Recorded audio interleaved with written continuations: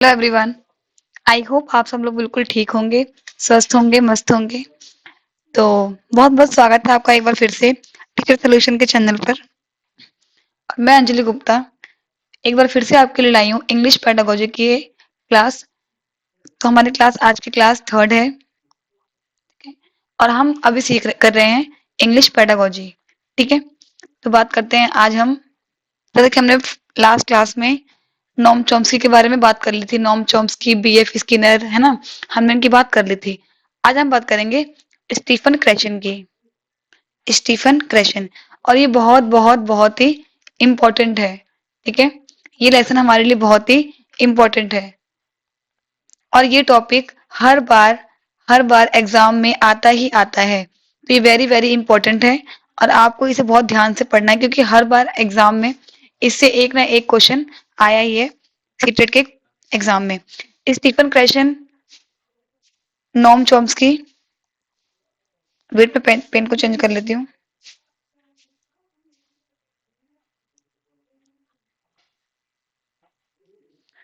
Stephen Krashen, Noam Chomsky,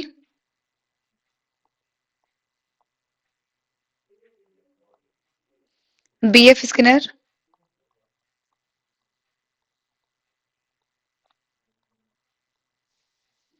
लेव वाइगोट्स्की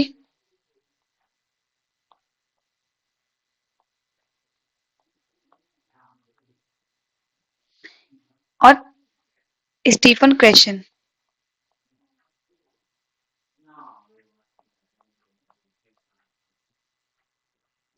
ये चार टॉपिक ऐसे हैं जो सीटेट के एग्जाम में इसमें से एक या दो क्वेश्चन आता ही आता है हर बार। तो हमें इसे बहुत ही ध्यान से पढ़ना है क्योंकि ये ऐसे टॉपिक्स हैं जो हर बार एक ना एक क्वेश्चन या दो क्वेश्चन इनसे आते ही हैं। तो हमें अपने 2 मार्क्स हमें इससे कंफर्म करने हैं और हमें बहुत ध्यान से इसे पढ़ना है। और जो मैंने नॉम चॉम्स्की बीएफ स्किनर पहले ही करवा दिया है, वो हमारी सेकंड क्लास में है। तो आपको हमारी जो पहली और दूसरी वीडियो है वो हमारे प्लेलिस्ट में मिल जाएगा। तो आपको सीक्वेंस में ही वीडियो को देखनी है क्योंकि अगर आप बीच में से देखेंगे तो आपको कुछ भी समझ में नहीं आने वाला है। आपको हमेशा जब भी आप इंग्लिश की क्लास करेंगे, इंग्लिश पेडागोजी की, आपको हमेशा इन्हें सीक्वेंस में वन बाय वन देखना है ताकि आपको कॉन्सेप्ट क्लियर रहे। अगर आप बीच में से देखेंगे आपको कुछ भी समझ में नहीं आएगा।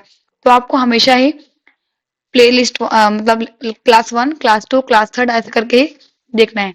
चलिए फिर स्टार्ट करते हैं आज स्टीफन क्रैशन से। ये भी क्या थे, हमारे एक भाषाविद थे, लिंग्विस्टिक थे। लिंग्विस्टिक लिंग्विस्टिक वो होते हैं जो भाषा पे क्या करते हैं, अपने विचार देते हैं। ठीक है, तो आज हम बात करेंगे स्टीफन क्रैशन की। तो स्टीफन क्रैशन ने सेकंड लैंग्वेज एक्विजिशन, मतलब इन्होंने दिया था एसएलए। एसएलए इसकी फुल फॉर्म है सेकंड लैंग्वेज एक्विजिशन। इनका मानना ये था कि बच्चा फर्स्ट लैंग्वेज तो सीखता ही है लेकिन बच्चा सेकंड लैंग्वेज से भी सीखता है।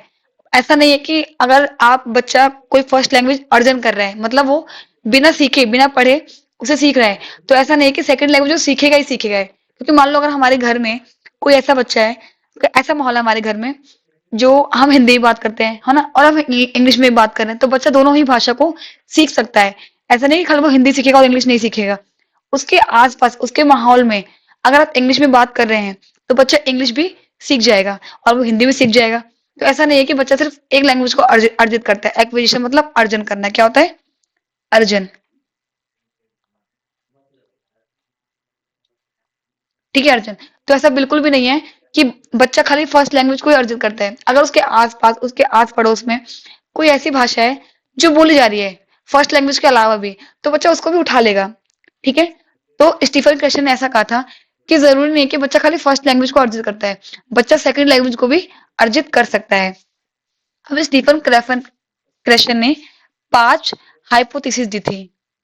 5 हाइपोथेसिस। और एग्जाम में डायरेक्ट क्वेश्चन ये आता है कि स्टीफन क्रैशन ने कितने हाइपोथेसिस दिए थे। तो कितने दिए थे? 5 दिए थे। इन्होंने 5 हाइपोथेसिस बताई थी। स्टीफन क्रैशन ने किस भाषा को प्रमोट किया था? तो सेकंड लैंग्वेज एक्विजिशन को किया था। इसकी फुल फॉर्म क्या है? तो सेकंड लैंग्वेज एक्विजिशन। कभी कभी डायरेक्ट आ जाता है कि एसएलए की फुल फॉर्म क्या होती है। ठीक है, तो आपको बहुत ध्यान से पढ़ना है। अब देखिए, जो इन्होंने 5 हाइपोथेसिस दी थी उनको मैंने शॉर्ट में लिखा है अमनिया। आपको याद रखना है ये अमनिया। इनकी फुल फॉर्म भी है, लेकिन मैंने इनको शॉर्ट में लिख दिया ताकि अगर आप एग्जाम में भूल जाते हैं तो आपको याद आ जाए कि कुछ अमनिया था। ठीक है, तो चलिए बात करते हैं इन्होंने कौन कौन से हाइपोथेसिस दिए हैं। तो इनकी फर्स्ट हाइपोथेसिस है एक्विजिशन एंड लर्निंग हाइपोथेसिस। अब इन्होंने क्या बोला था, इन्होंने ये कहा था कि बच्चा भाषा अर्जित करके भी और भाषा को सीख कर भी भाषा को सीख जाता है। ठीक है, इन्होंने क्या बोला था कि जो एक्विजिशन होता है वो अनकॉन्शियसली होता है या सबकॉन्शियसली होता है, मतलब कि बच्चा जाने अनजाने में ही भाषा को अर्जित कर लेता है। लेकिन जो लर्निंग होती है वो कॉन्शियस माइंड से, मतलब कि जिसे हम जानबूझकर सीखते हैं, वो क्या होता है कॉन्शियसली। तो इनका मानना ये था, इन्होंने ये बताया था कि जो एक्विजिशन होता है हम उसे अनकॉन्शियस माइंड से सबकॉन्शियस माइंड से सीखते हैं, लेकिन जो लर्निंग होती है उसे हम हमेशा ही कॉन्शियस माइंड से सीखते हैं। ठीक है, तो इनकी फर्स्ट हाइपोथेसिस क्या थी, एक्विजिशन एंड लर्निंग, मतलब ए बताया ना आपको अमनिया, आपको ये याद रखना है अमनिया। तो ए से क्या हो गया एक्विजिशन एंड लर्निंग हाइपोथेसिस। अब बात करते हैं एम। एम से क्या होगा मॉनिटर, मॉनिटर हाइपोथेसिस। तो द मॉनिटर हाइपोथेसिस, एम से क्या हो गया मॉनिटर हाइपोथेसिस। अब इन्होंने मॉनिटर में क्या बताया था कि जो बच्चा होता है, अगर बच्चों को आप बहुत ओवर सिखाओगे, है ना, बच्चों को आप बहुत ज्यादा सिखा रहे हो, ओवर सिखा रहे हो, है ना, तो बच्चे के अंदर फ्लुएंसी फ्लुएंसी नहीं आएगी।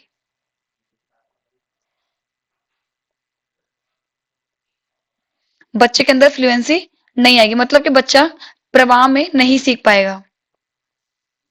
तो बच्चों को ज्यादा ओवर नहीं सिखाना है ना, बच्चों को ज्यादा अंडर भी नहीं सिखाना, मतलब कि बहुत ज्यादा नीचे भी नहीं सिखाना तो उनको कुछ समझ में नहीं आए कि वो आप बोल क्या रहे हो। तो इससे क्या होगा, उनको उनकी एक्यूरेसी नहीं आएगी, एक्यूरेसी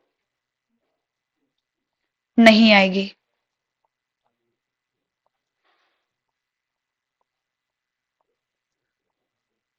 मतलब सटीकता, मतलब बच्चा सही से नहीं बोल पाएगा।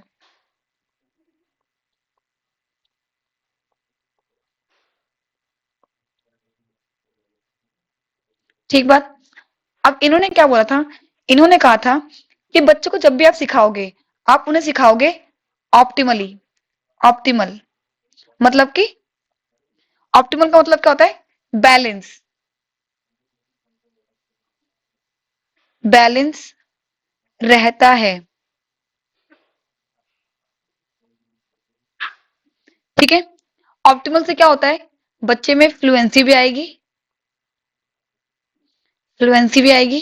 प्लस एक्यूरेसी भी आएगी,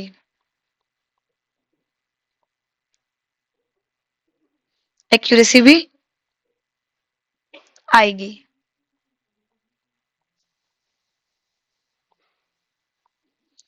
तो जब भी हम बच्चों को सिखाते हैं तो ना हमें उन्हें बहुत ओवर सिखाना है ना, या बहुत ही कम भी नहीं सिखाना है कि बच्चा, अगर मान लो कोई बच्चा बहुत होशियार है तो वो कुछ सीख ही नहीं पाएगा, और मान लो अगर बच्चा कोई बहुत ज्यादा वीक है, आप तो बहुत ओवर सिखा रहे हो तो भी वो नहीं सीख पाएगा। तो जब भी आपको बच्चों को पढ़ाना है तो आपको उन्हें हमेशा ऑप्टिमल पढ़ाना, मतलब कि बैलेंस पढ़ाना है। आपको बच्चों को बैलेंस में लेकर चलना है। अगर आप बच्चों को ऑप्टिमल पढ़ाते हो, ठीक है, बैलेंस में पढ़ाते हो, तो उससे क्या होगा बच्चे में फ्लुएंसी भी आएगी और एक्यूरेसी भी आएगी। तो इनका मानना ये था, इन्होंने यही कहा था कि मॉनिटर हाइपोथेसिस वो होती है जिसमें हम बच्चे को बैलेंस में रहना सिखाते हैं कि हमें बच्चों को पढ़ाना कैसे है। अगर हम बच्चों को बैलेंस में पढ़ा रहे हैं ना, तो उससे क्या होगा बच्चा अच्छे से बोल भी लेगा और समझ भी लेगा। ठीक है, तो स्टीफन क्वेश्चन का मानना था कि जब भी बच्चों को पढ़ाना है तो हमेशा उन्हें ऑप्टिमल पढ़ाना है। ठीक है, अब बात करते हैं द नेचुरल ऑर्डर हाइपोथेसिस। तो एन से क्या हो गया नेचुरल, ये आपकी शॉर्ट ट्रिक है। ठीक है, ये शॉर्ट ट्रिक बताई मैंने आपको जिससे आप पांचों नाम याद रख पाओ, शॉर्ट ट्रिक, ताकि आप इनसे याद रख लोगे कि जो स्टीफन क्रैशन ने 5 हाइपोथेसिस दिए थे उनके नाम क्या थे। तो हमारा थर्ड हाइपोथेसिस क्या है, द नेचुरल ऑर्डर हाइपोथेसिस। इसमें उन्होंने क्या बताया है कि जो बच्चा होता है, एक चाइल्ड है, चाइल्ड एक लैंग्वेज को नेचुरल ऑर्डर में बेटर तरीके से सीखता है ना? या फिर एक्वायर करता है। इन्होंने ये कहा था कि अगर आप बच्चे को उसके आस-पास में ही ऐसा माहौल दे दोगे, उसके आस-पास में आप इंग्लिश बोल रहे हो, तो बच्चा अपने आप ही नेचुरली उसे सीखना नहीं पड़ेगा, बच्चा अपने आप ही उस भाषा को उठा लेगा। अगर आप मलयालम बोल रहे हो, आप तमिल बोल रहे हो, आप तेलुगु बोल रहे हो, पंजाबी बोल रहे हो, उड़िया बोल रहे हो, तो जो भाषा आप उसके आस-पास बोलोगे, बच्चे को सीखना नहीं पड़ेगा, बच्चा उसे अपने आप ही उठा लेगा। तो यही क्या होता है? The natural order hypothesis. इनका मानना ये था कि आपको बच्चों को जो भाषा सिखानी है, उसके आस-पास बोलना शुरू कर दो, बच्चा उसे अपने आप सीख जाएगा, है ना? तो इसी का मतलब होता है द नेचुरल ऑर्डर हाइपोथेसिस। तो इसमें क्या बताया गया है? चाइल्ड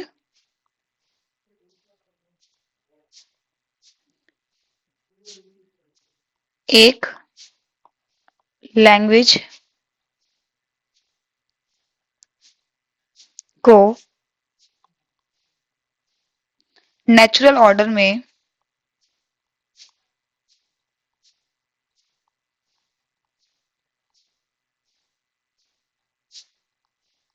बेटर तरीके से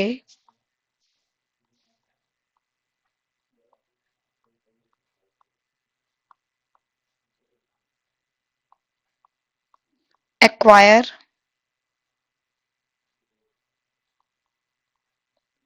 करता है।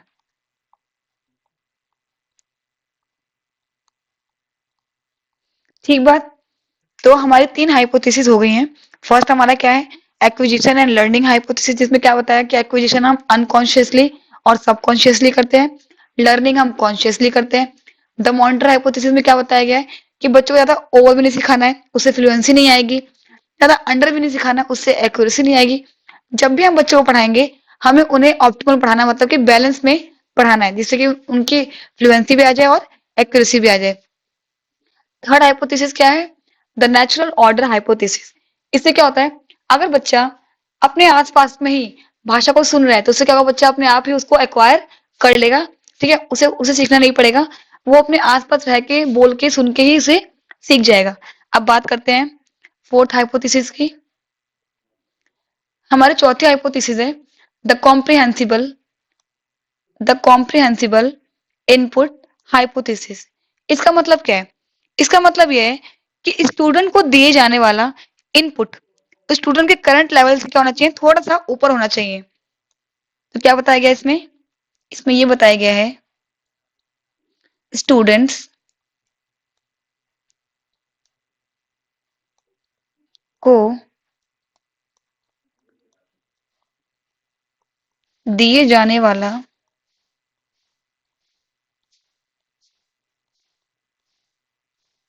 इनपुट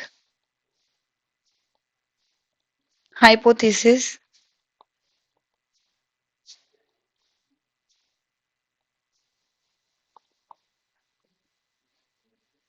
स्टूडेंट के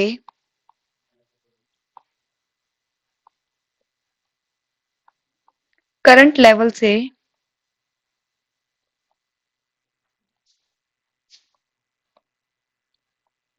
लेवल ऑफ अंडरस्टैंडिंग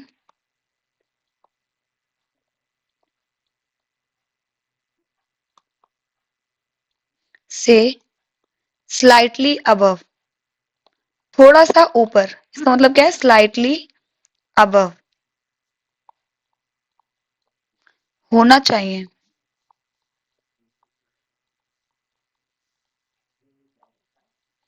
इसमें हमें ये बताया गया है कि हम इसे बोल सकते हैं I+1, I+1। इसका मतलब क्या है? स्टूडेंट को दिए जाने वाला इनपुट हाइपोथेसिस, मतलब अगर आप बच्चों को कुछ पढ़ा रहे हो, है ना? तो आपको सिर्फ उन्हें आई मतलब थोड़ा सा ऊपर, +1 हल्का सा ऊपर पढ़ा दो। लेकिन इसका मतलब ये नहीं है कि आप उसको, बच्चा फोर्थ में है, आप उसे फिफ्थ का पढ़ा रहे हो, ऐसा नहीं करना है। अगर आप ऐसा करोगे, मतलब बच्चे का लेवल करंट है, ठीक है, करंट लेवल बच्चे का ये है ना? तो आप उसे हल्का सा ऊपर पढ़ा दो, I+1 कर दो। लेकिन आप उसे, मान लो ये बच्चा फोर्थ क्लास में है, आप उसे सिक्स का पढ़ाने लग जाओगे, तो ये बहुत चैलेंजिंग हो जाएगा उसके लिए, और वो बच्चा नहीं सीख पाएगा। तो हमें ऐसा नहीं करना है। जब भी हम बच्चों को पढ़ा रहे हैं, तो क्या करना है? जो बच्चे का लेवल है, बच्चे का जो वर्तमान लेवल है, ठीक है, करंट लेवल मतलब वर्तमान लेवल है, उससे थोड़ा सा ऊपर जाना है, स्लाइटली अबव मतलब थोड़ा सा ऊपर, स्लाइटली अबव, थोड़ा सा, ठीक है, थोड़ा सा ऊपर जाना है, लेकिन हमें ये नहीं करना है, नहीं करना है, ठीक है। इसका मतलब सिर्फ सिंपल सी बात यही है कि जब भी आप बच्चों को पढ़ा रहे हो तो आप फिफ्थ का थोड़ा सा इंट्रोडक्शन दे दो उनको। ये मतलब नहीं कि आप लगे उनको सिक्स का पढ़ाने, सेवन का पढ़ाने लगे, ऐसा नहीं करना है। आप हल्का सा उनको कनेक्ट कर दो नेक्स्ट चैप्टर से, नेक्स्ट क्लास से, लेकिन ऐसा नहीं करना है कि बच्चों को आप बुक पढ़ाने लगे सिक्स क्लास का और बच्चा है फोर्थ क्लास में, तो ऐसा नहीं करना है, तो बहुत ही दिक्कत हो जाएगी बच्चों को। हमें बच्चों को बस स्लाइटली अब थोड़ा सा ऊपर I+1 देना है। और ये क्वेश्चन आते हैं, ये एग्जाम में कई बार आया है, I+1 करने से क्या होता है, हमें स्लाइटली अब देना है बच्चों को, बहुत ज्यादा ऊपर हमें बच्चों को नहीं पहुंचाना है, ठीक है। तो यही हमारा क्या होता है, इनपुट हाइपोथेसिस। अब बात करते हैं last but not the least hypothesis की।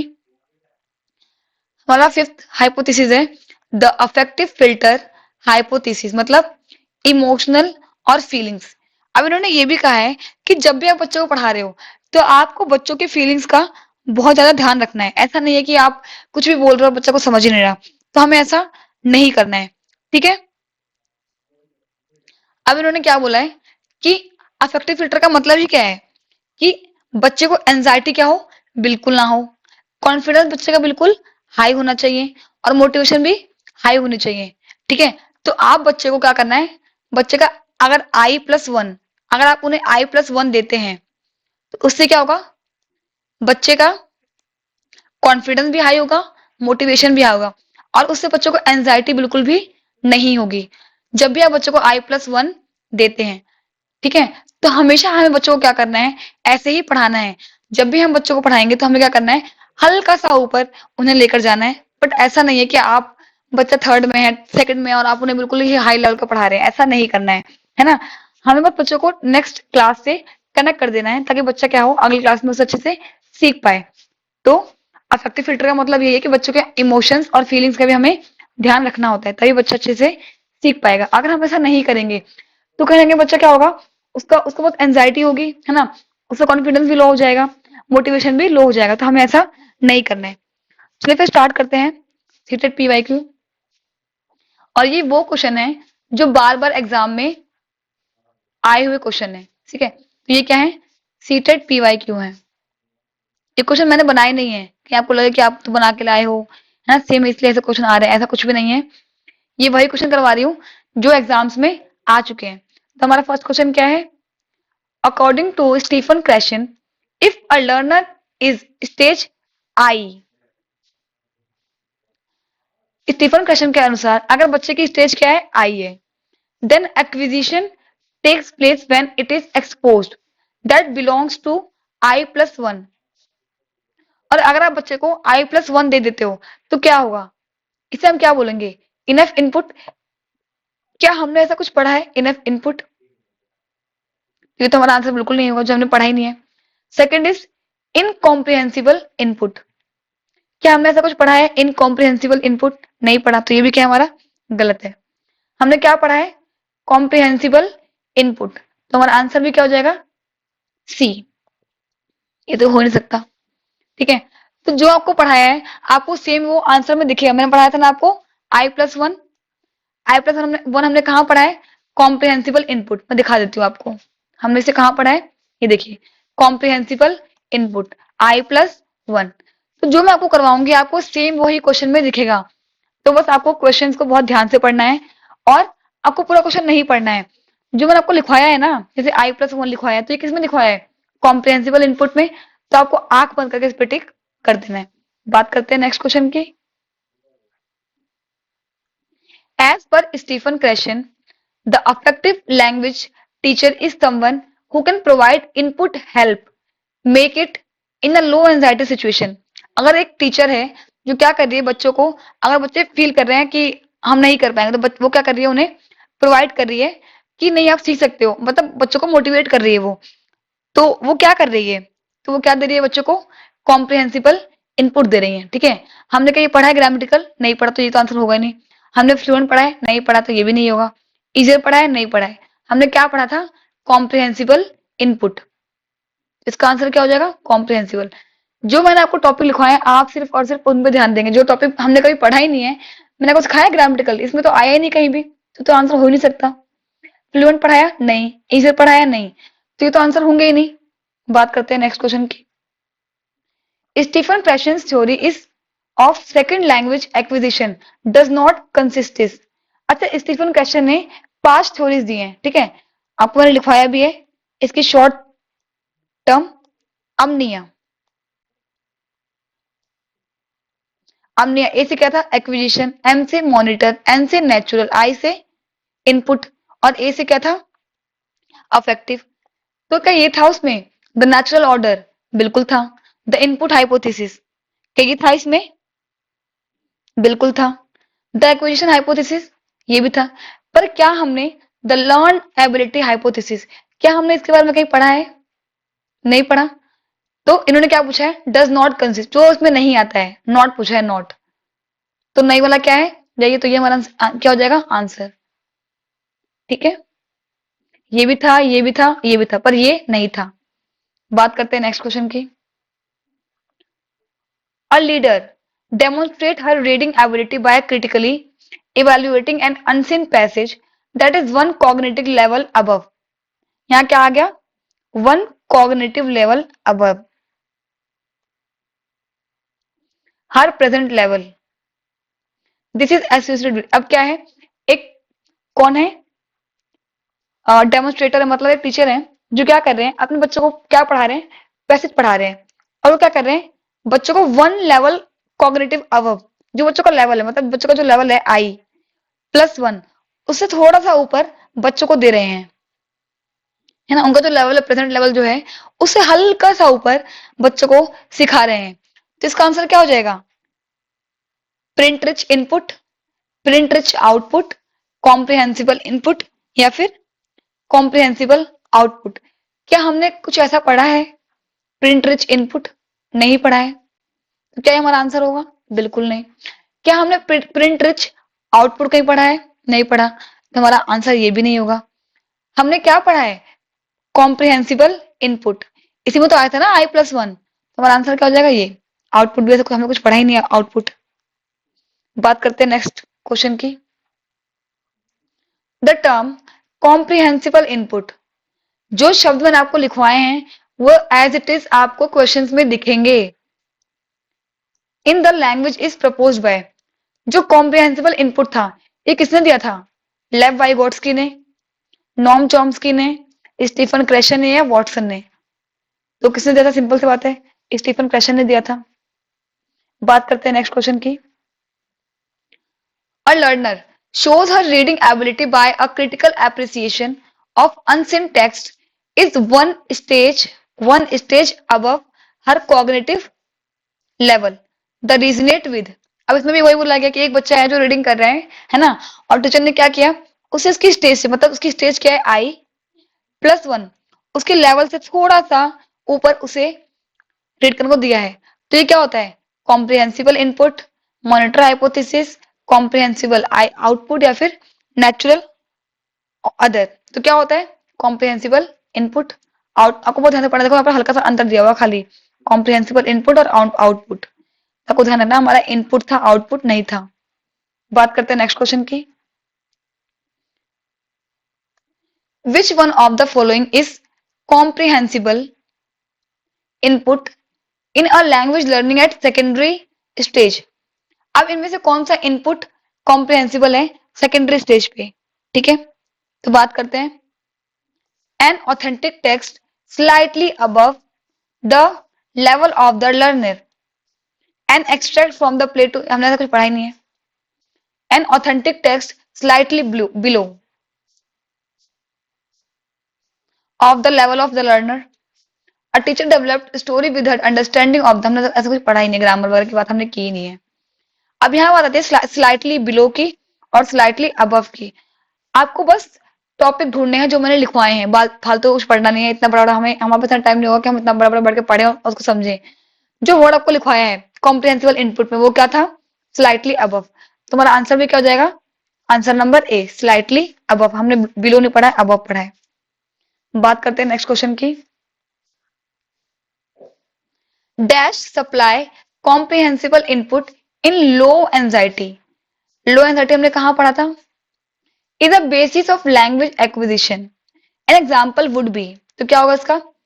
Teacher directed learning in the classroom. अगर टीचर डायरेक्ट क्लास में पढ़ा दे तो बच्चों का इससे खत्म हो जाएगा, बच्चों की एंजाइटी खत्म हो जाएगी। कैसा होता है?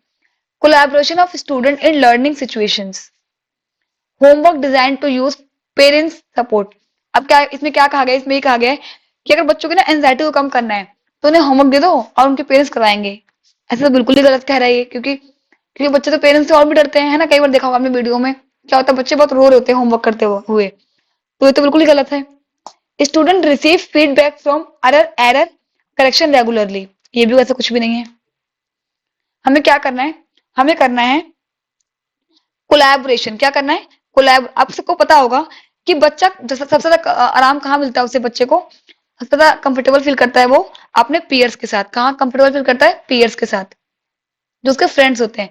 Collaboration of student in learning situation, जब भी जो भी अगर बच्चा को सीखना चाहता है, अगर हम उसे उस बच्चे को उसके पीयर्स के साथ ही, उसके फ्रेंड के साथ ही सिखाने को बोल दें कि अपने फ्रेंड से बात करो और सीखो, तो बच्चा बहुत ज्यादा कंफर्टेबल फील करता है। तो हमें क्या करना है? कभी भी अगर बच्चों को सिखाना है तो हमें कोई ये नहीं कि हम उनसे भाषण दे रहे हैं, है ना, या फिर उन्हें होमवर्क दे लाओ करो बैठ के, है ना, या फिर उनके जो अगर बच्चे गलतियां कर रहे हैं तो हम उन्हें बार बार करेक्ट कर रहे हैं, ऐसा भी हमें नहीं करना है। ठीक है? क्योंकि बच्चे गलतियों से ही सीखते हैं। बात करते हैं नेक्स्ट क्वेश्चन की। Which of the following describes how language learners evaluate the accuracy of their language uses? इसका आंसर क्या होगा? एक्यूरेसी कहां से आती है? तो हमने ये जो एक्यूरेसी पढ़ा था, एक्यूरेसी, ये हमने किस हाइपोथेसिस में पढ़ा था? Input hypothesis, natural order hypothesis, the affective filter hypothesis, the monitor hypothesis. हमने से कहां पढ़ा था? हमने पढ़ा था द मॉनिटर हाइपोथेसिस। हमने पढ़ा था ना एक्यूरेसी के बारे में, एक्यूरेसी प्लस फ्लुएंसी। तो हमने कहां पढ़ा था? द मॉनिटर हाइपोथेसिस में पढ़ा था। बात करते हैं 10th क्वेश्चन की। द कॉम्प्रिहेंसिबल इनपुट रेफर्स, जो कॉम्प्रिहेंसिबल इनपुट है वो किस चीज को रेफर करता है? Reading the text and comprehending it, क्या हमें बुक पढ़नी है और बुक को समझना है? नो, ऐसा कुछ भी नहीं था। Reading the text and giving input while summarising, हमें टेक्स्ट को समराइज करना है, ऐसा भी कुछ नहीं था। Meaning oral and written language slightly above the learners current level of mastery, और यहाँ स्लाइटली बिलो। तो हमें हमारा वर्ड मिल गया है जो कॉम्प्रिहेंसिबल इनपुट में था, slightly above the learners current level of mastery, मतलब बच्चे के लेवल से थोड़ा सा ऊपर उन्हें सिखा दो। तो यही क्या होता है? कॉम्प्रिहेंसिबल इनपुट होता है, स्लाइटली अबव। इसका मतलब पूछा था तो क्या होता है? स्लाइटली अबव, बच्चों को सिखा दो उनके करंट लेवल से, इसका मतलब क्या होता है? Comprehensible input. तो चलिए फिर आज के लिए इतना ही रखते हैं। तो आई होप आपने क्लास को बहुत एंजॉय किया होगा, है ना? अगर आपको क्लास अच्छी लगी तो आपको क्लास को लाइक करना है, सब्सक्राइब करना है,